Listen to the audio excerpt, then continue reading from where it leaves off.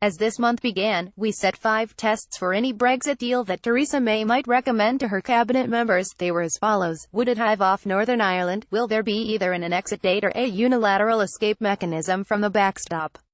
Does it threaten to break up the Union? If there isn't, and Northern Ireland is effectively to be kept in the single market, won't that boost the SNP's campaign for Scottish independence and the breakup of the Union? Would it trap the country in a customs union? If Great Britain is to be put into a parallel customs union, will there be either an exit date or a unilateral escape mechanism from it? Does it hand over money for nothing? Since a future trade deal will be covered by an unenforceable political declaration, not the withdrawal agreement, what safeguards are there against shelling out £40 billion for nothing? Chequers or Canada? Given that the political declaration is likely to be written in vague, check-ated terms, which future does it really point to, Chequers or Canada? In the wake of the Prime Minister summoning cabinet members for one-to-one meetings yesterday evening, with a full cabinet meeting due this afternoon, it is possible that there are reassuring answers to all these questions.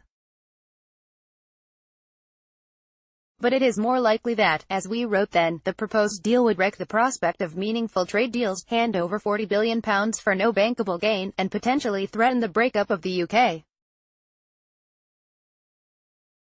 It is early days to draw definitive conclusions either way about the draft agreement's contents, but it is clear that the planned settlements for Great Britain and Northern Ireland will be different. And Sabine Wayand suggested to a meeting of EU ambassadors yesterday that the deal would effectively keep the whole UK in the customs union, force EU access to our fishing waters, and align us to single market rules. Such a settlement would breach the Conservative manifesto commitments to leave the customs union, and arguably the single market too, and threaten the survival of the government if the DUP withdrew all support, as it is poised to do.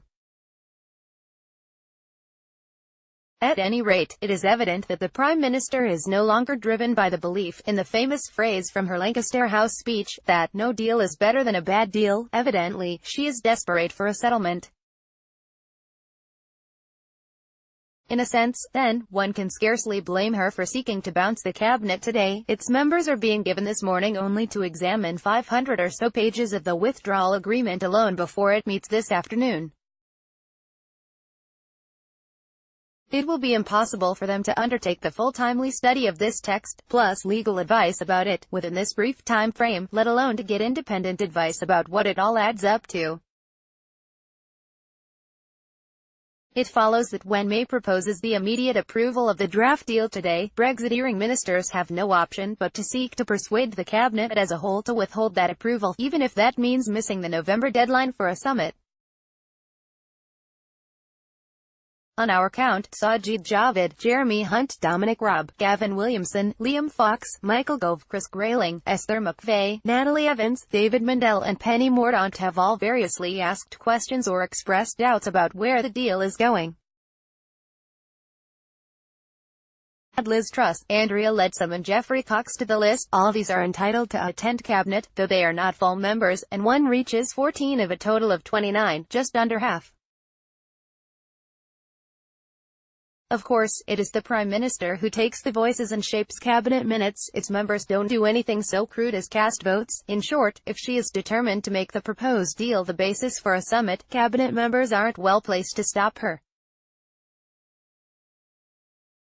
Which leaves only one course open to them. If those resistant to approving any deal on the basis of a single meeting aren't heeded, they will have no practicable alternative but to resign.